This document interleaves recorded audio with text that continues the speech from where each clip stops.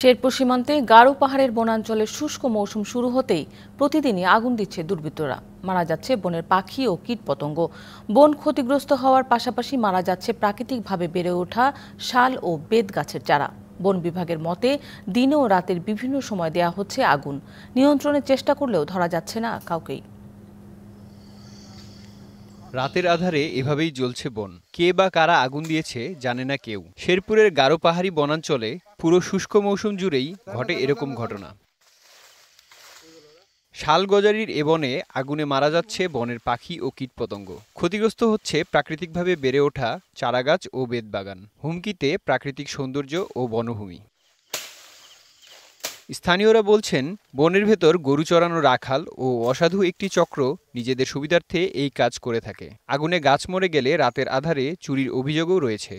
পাহাড়ে ঢুকে গরু রাখতে বা কোনো অন্য কাজে কর্মে ঢুকার পর দেখা গেছে দিয়ে চলে গেছে। গাছপালা পোড়া যায়, আমরা অতঙ্গা হয়ে যাই, আমরা বই নিয়ে থাকি। আগুন নেভাতে গিয়ে প্রায়ই আহত হচ্ছেন বন বিভাগের নিরাপত্তা কর্মীরা। আমাদের ওরকম আগুন নিভানোর কোনো কিছু পাওয়া যায় না। আমরা খুব ঝুঁকি নিয়ে আসি। অনেক সময় আমাদের কাপড় চোপড় পুড়ে যায়, আগুনের ঝংসা আইসা মুখ কালো হয়ে যায়।